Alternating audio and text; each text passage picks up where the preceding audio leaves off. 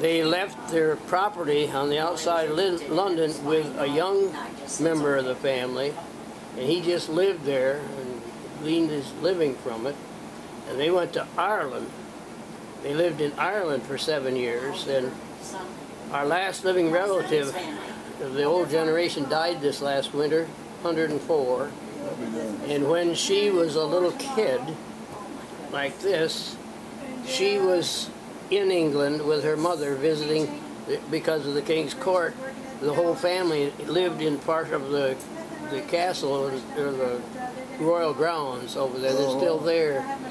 And they went back there and revitalized all the stories. Queen Victoria, when the original Marshal come over in 1608 and ended up here in Allen 200 years later, from New York to Canada back here. Wow. But when she left England, she married into that family, this military officer, and she brought her. She had a sister. She had 7 brothers and sisters that come to this country. We're in Canada, and someone went back to visit, and the Queen learned that they were coming over, and she wanted them to come and visit her. They stayed with the Queen for 3 or 4 days. Is that right? She wanted to know about the wolves and the Indians in Allen that she had heard the stories of. My great-great-great-grandmother had told the stories. She was a young girl here, and then she went back, and she told a little bit of the stories, and so we've got volumes of the information and pictures taken with her sitting on the Queen's lap. And but it was because of her that the family came to America, because they didn't want to be beheaded. They went from England to Ireland. Then they all left but one. They said he was retarded. He wasn't. He was crippled. But he stayed there, and he's still there. And so when our relatives go back, they visit over. They go over to Ireland and visit him on the original Marshall estate, and then they go back to London, where they have a nurse. It's always been a nursery and horticulturally, and orchards and things like that. But they're still right on the edge of London.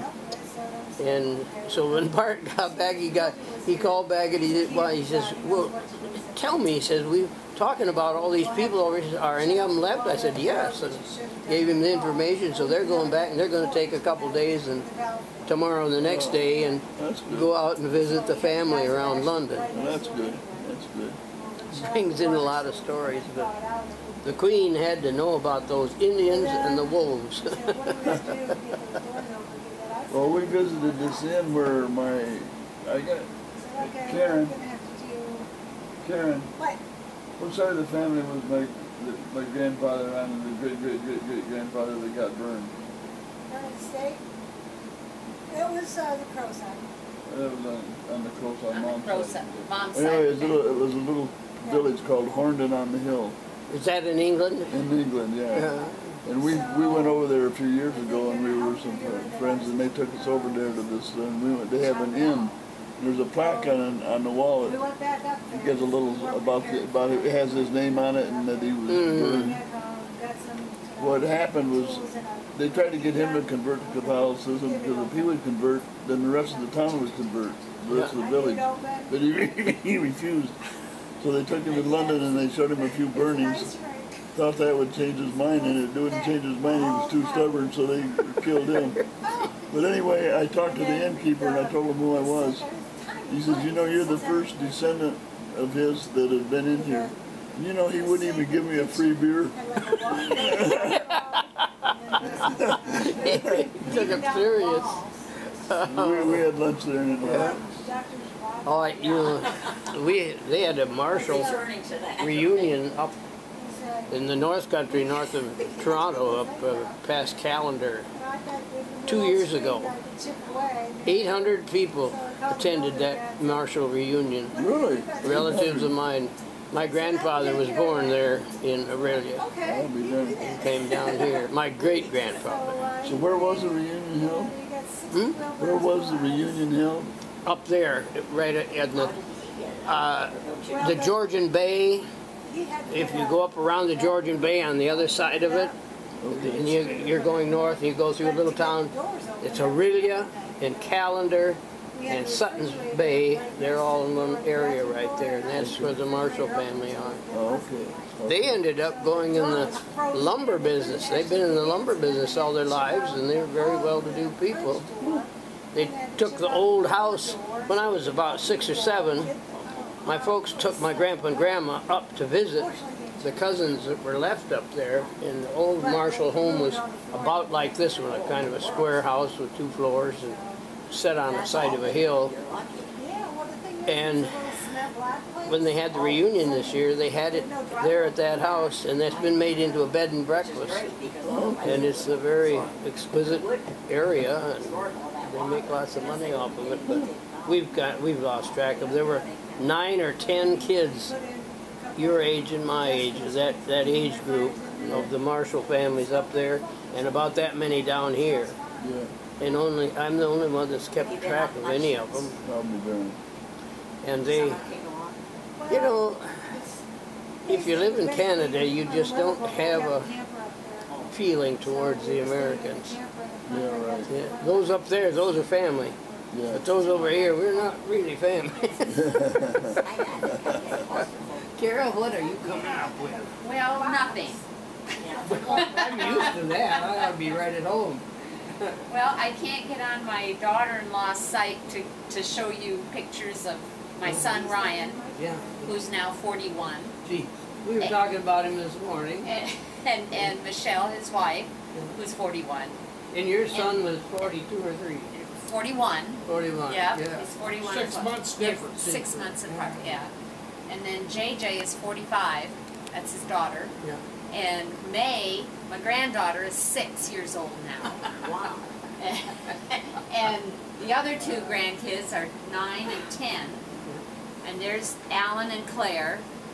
You'll have to go see the pictures. I'll get them for you. That was a year ago, Father's Day. Is that you? Oh, that's Frank's phone. Good looking kid. Is Frank's phone? Yeah. Yeah. Let me show Jane. Sure. Thank you. Can you make the thing go off so we can see it? Oh, Who is it?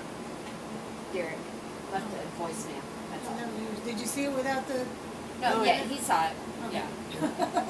Boy, they look like your side of the family. Yeah, fingers. There you go. I shouldn't say they look like us. Yeah, right. I run into one of our second cousins yesterday in Walmart. She comes charging down through there.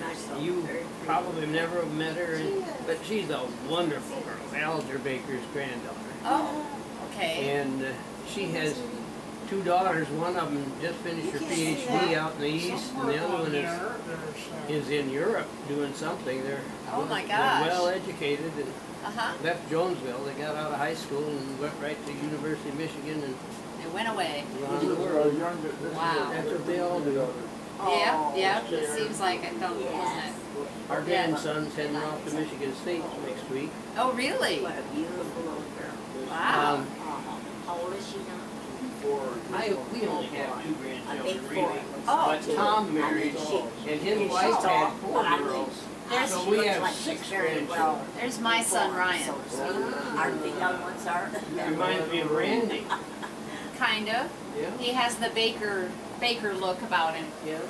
Yeah. That's This is Kara's son. Ryan.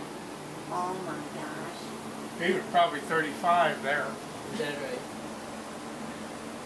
Yeah, he does look Mike, like a baker. have you seen Randy Baker read something? Yeah. Yeah. He was at Shelley's wedding. He stopped in here several times a couple Christmas. years ago, and Uh-huh. we got well acquainted, and then all of a sudden we haven't seen him anymore. He's Yeah. working now.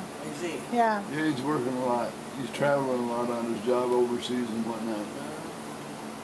He had all sorts of things going on when he was here. We were with him at Christmas time out in Oregon.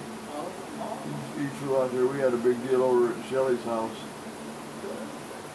We had about 25 people there. He's a great guy. Yeah, he's a good guy. Yep, he